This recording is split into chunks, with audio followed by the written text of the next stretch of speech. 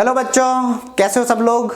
तो आज vector number part 6 की बात करते हैं। जैसा कि अब तक हमने पढ़ा है वेक्टर के बारे में, तो हमने फिजिकल क्वांटिटी पढ़ी, फिर उसके बाद में टू टाइप्स के vector, physical quantity two types की होती है, एक स्केलर एक वेक्टर। फिर वेक्टर की डेफिनेशन पढ़ी, उसके रिप्रेजेंटेशन पढ़ा, उसके बाद में हमने एडिशन कैसे करते हैं, कम्युलेटिव लॉ पढ़ा, पैरेललोग्राम लॉ पढ़ा, ट्रायंगल लॉ पढ़ा। आज हम लोग फाइनली स्टार्ट कर रहे हैं मल्टीप्लिकेशन ऑफ वेक्टर। चलो, सबसे अच्छा और सबसे इंपॉर्टेंट जो वेक्टर के अंदर हमको जरूरत रहती है, मल्टीप्लिकेशन ऑफ वेक्टर का मतलब क्या होता है। मान लो हमारे पास कोई वेक्टर है, एक ए है और एक बी है, और हमको इन दोनों को मल्टीप्लाई करना है। एडिशन पढ़ लिया, सब्सट्रैक्शन पढ़ लिया। सब्सट्रैक्शन में तो कुछ है ही नहीं, आप जो है उसके साइन चेंज कर दो किसी वेक्टर का और उसको ऐड कर दो, माइनस बी करके उसको ऐड कर दो। एडिशन तो हमने पढ़ा ही है। अब वेक्टर का मल्टीप्लिकेशन आता है। मल्टीप्लिकेशन में हमको टू टाइप्स का मल्टीप्लिकेशन होता है। सभी लोगों को पता होगा कि वेक्टर जब भी पढ़ते हैं तो टू टाइप्स का मल्टीप्लिकेशन आता है। First is scalar product, scalar product, या इसको बोलते हैं डॉट प्रोडक्ट, डॉट प्रोडक्ट। दूसरा आता है वेक्टर प्रोडक्ट, वेक्टर मल्टीप्लिकेशन, या फिर इसको बोलते हैं क्रॉस प्रोडक्ट। अच्छा, ये डॉट प्रोडक्ट क्रॉस प्रोडक्ट है क्या। जैसा कि हमने पढ़ा था फिजिकल क्वांटिटी टू टाइप्स की क्लासिफाई करी थी, एक स्केलर एक वेक्टर, तो वैसे ही हमको स्केलर प्रोडक्ट भी निकालना है और वेक्टर प्रोडक्ट भी निकालना है।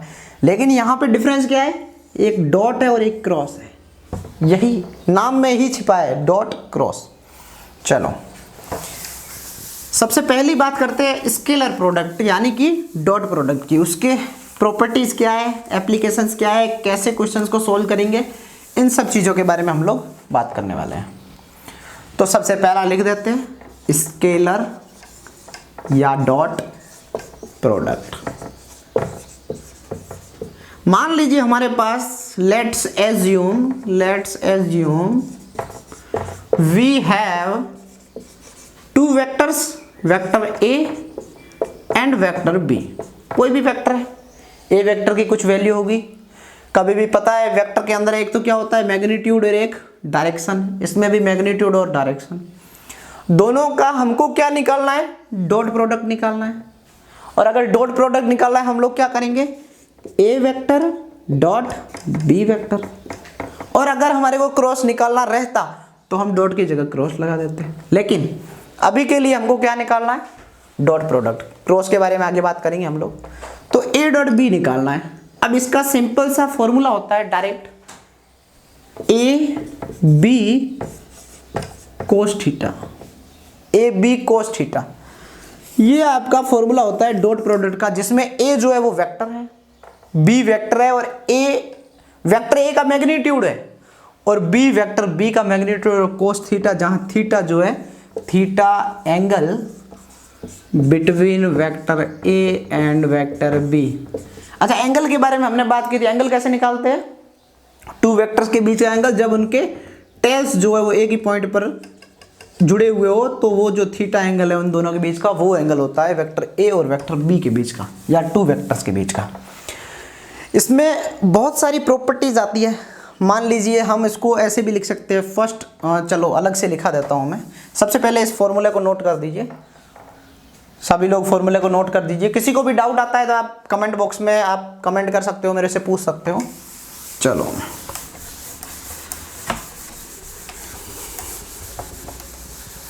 इसकी प्रॉपर्टीज देखिए। इसकी प्रॉपर्टीज में फर्स्ट आती है कि कम्युलेटिव। अच्छा, कम्युलेटिव क्या था कि हम उल्टा लिख सकते हैं, यानी कि A vector dot B vector को हम लोग B vector dot A vector भी लिख सकते हैं। लेकिन ध्यान रखना, क्रॉस प्रोडक्ट में ऐसा नहीं होता, ये सिर्फ डॉट प्रोडक्ट में ही लिख सकते हैं। कैसे, आपको क्रॉस प्रोडक्ट में समझ आ जाएगा। दूसरा हमारा है कि जब हम स्केलर प्रोडक्ट निकालते हैं तो हम थीटा कैसे निकालेंगे? थीटा इक्वल टू, हमारे पास एक फॉर्मूला है, A vector dot B vector equal to A B cos theta. तो थीटा निकालने के लिए हम लोग क्या करेंगे, इसको डिवाइड कर देते हैं इसमें ए बी, और कोस थीटा कोस इनवर्स कर देते हैं, यानी कि यहाँ से आ जाएगा cos inverse A vector dot B vector upon A B. अब कुछ बच्चे कंफ्यूज हो जाएंगे कि सर ये कैसे आ रहा है, तो मैं आपको समझा देता हूँ। सबसे पहले ये कम्युलेटिव वाला याद कर लीजिए, इसको मैं समझा देता हूँ। A vector dot B vector equal to A B cos theta. अब जो ए बी है ना ये वाला, इसको इसमें डिवाइड कर सकते हैं, यहाँ पे डिवाइड कर दिया तो यहाँ से ये हट गया। अब कोस थीटा क्या आया, A dot B upon A B. अब थीटा निकाल लेंगे, इस कोस को इधर ले आएंगे तो यहाँ से बन जाएगा कोस इनवर्स, और ये कोस गायब हो जाएगा। तो हमारा थीटा क्या आया, cos inverse A vector dot B vector upon A B. ये हम थीटा निकालते हैं, ऐसे थीटा निकालते हैं। अच्छा, दूसरा पॉइंट जो है हमारा,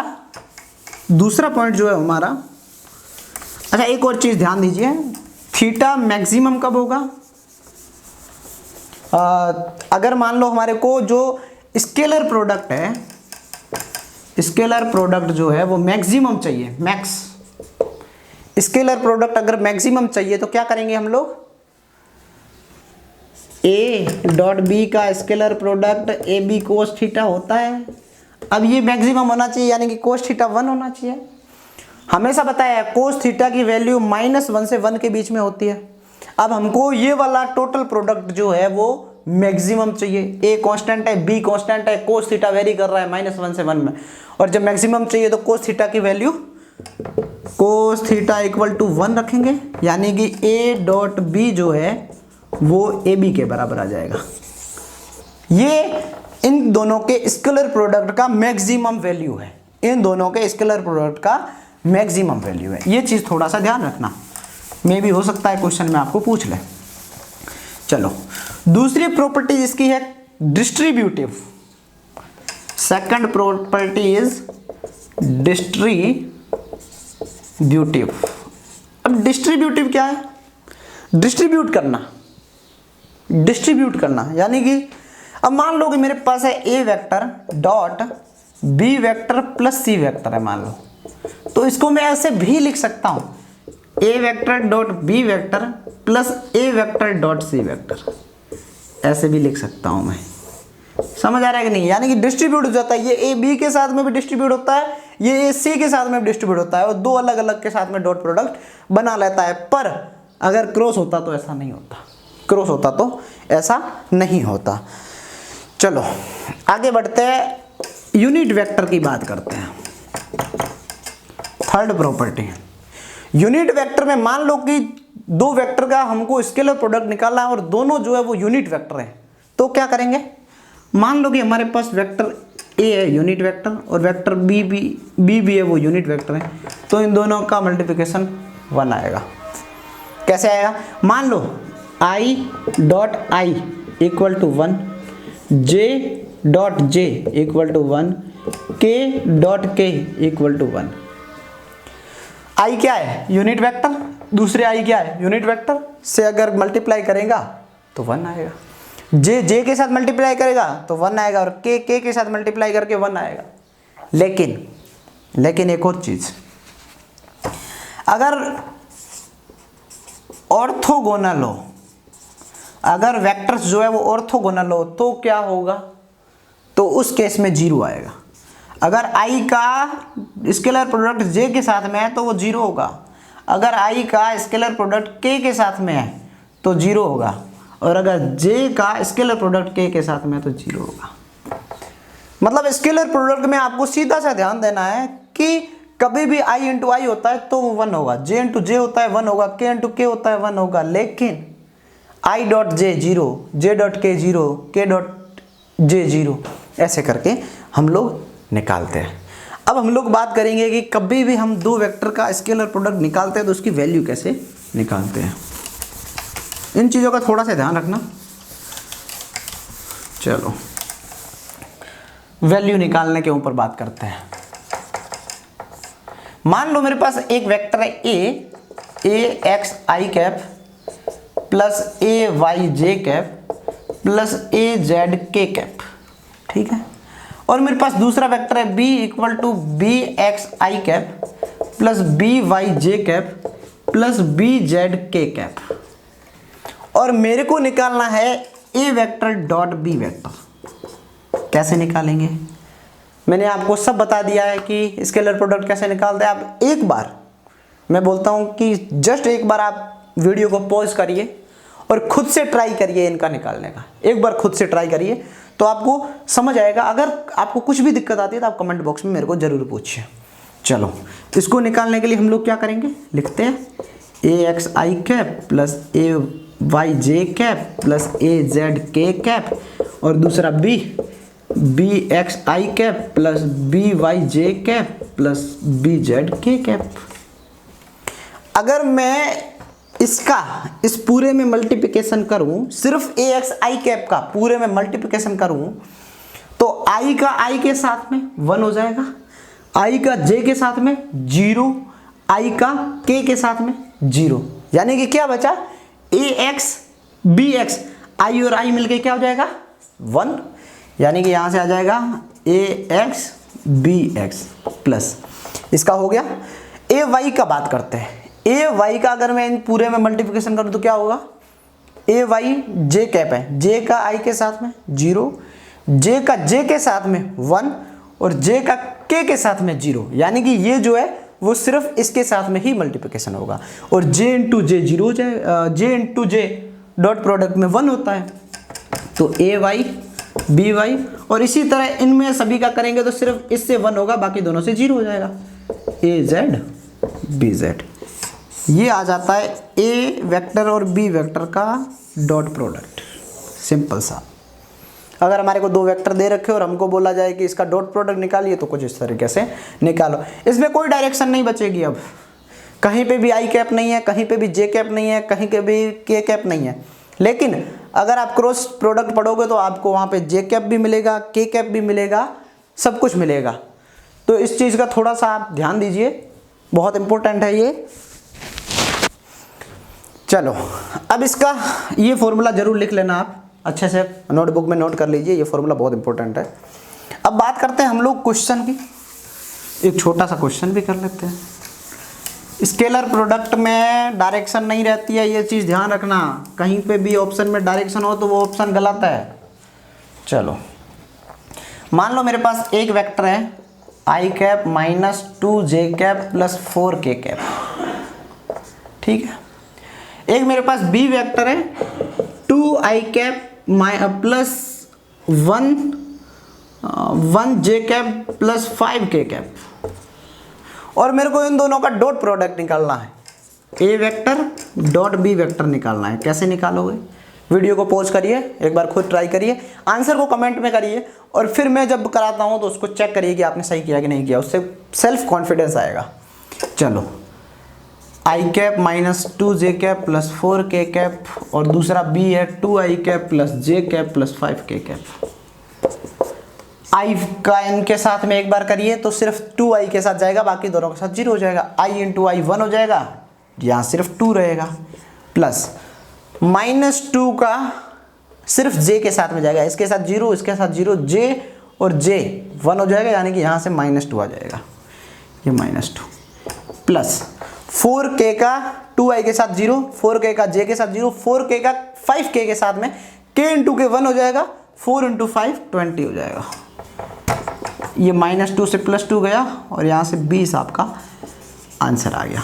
इसमें सिर्फ ये 20 जो है वो आपका सिर्फ मैग्नीट्यूड है, इसमें कहीं पे भी डायरेक्शन नहीं दी है। आई कैप जे कैप ये होता है ना, आई कैप x एक्सिस, जे कैप y एक्सिस, के कैप z एक्सिस। अगर ये आई जे के होता है तो हमें पता चलता है कि किस डायरेक्शन में वेक्टर है, लेकिन यहाँ पे सिर्फ इसका मैग्नीट्यूड है। किसका मैग्नीट्यूड है? ए डॉट बी का स्केलर प्रोडक्ट ये है, ये आपका आंसर आता है। तो अभी के लिए मैं आपको बता दूं, मैं आपको एक क्वेश्चन दे देता हूं होमवर्क के लिए, जो आप लोगों को घर पे ट्राई करना है। कमेंट बॉक्स में आप मेरे से आंसर पूछ सकते हो, और मैं उसका आंसर आपको नहीं आता है तो ज़रूर बताऊंगा, जिसका आ जाता है बहुत अच्छी बात है। तो A vector equal to 3i minus 4j plus 6k और बी वेक्टर है 2i minus 8j minus 5k। तो ये आपको क्वेश्चन करना है, क्या निकालना है, A dot B dot product निकालना है और आपको आंसर निकालना है। आंसर जिसका निकल जाए वो एक बार कमेंट कर दीजिएगा कि सर मेरा 20 आंसर आ रहा है, 50 आ रहा है, 100 आ रहा है, जो भी, उसको मैं आपको बता दूंगा कि आंसर किसका सही है, कैसा है। और जिसको आ रहा है बहुत अच्छी बात है। नेक्स्ट वीडियो में हम लोग ट्राई करेंगे आपके साथ में क्रॉस प्रोडक्ट पढ़ने की, क्रॉस प्रोडक्ट की प्रॉपर्टीज़ पढ़ेंगे, क्रॉस प्रोडक्ट को कैसे सोल्व करते पढ़ेंगे। उसके बाद में हम वेक्टर, कंप्लीट वेक्टर हो जाएगा तो वेक्टर के क्वेश्चंस उठाएंगे, एक दो वीडियो में सारे क्वेश्चंस करेंगे, बहुत अच्छे अच्छे क्वेश्चंस करेंगे। तो अभी के लिए फिलहाल ये क्वेश्चन कर लो होमवर्क। पार्ट नंबर 6 आपका हो चुका है। जिसको पार्ट इससे पहले वाले नहीं मिल रहे हैं तो पार्ट नंबर 6 के वीडियो में नीचे डिस्क्रिप्शन में सारों के लिंक दे रखे हैं, प्लेलिस्ट बनी है उसका भी लिंक दे रखा है, आप लोग एक बार ज़रूर देखिए। मैं बोलता हूँ कि पार्ट 1 से स्टार्ट करिए लगातार, जैसा जैसे वेक्टर स्टार्ट हो रहा है कंटिन्यूअसली। बहुत छोटे छोटे पार्ट बने हैं, ज़्यादा दिक्कत नहीं है। और 6 तक जाइए, अभी 7th वाला बनेगा तो 7th देखिएगा और उसमें क्वेश्चन भी कराए गए, आपको थ्योरी भी अच्छी खासी बताई गई है और कुछ भी नहीं छूटा है। बहुत अच्छे लेवल का करवा रहे हैं, जेई मेन और नीट लेवल का, और 11th क्लास के लिए बहुत इंपॉर्टेंट है। तो थैंक यू सो मच, खुश रहो।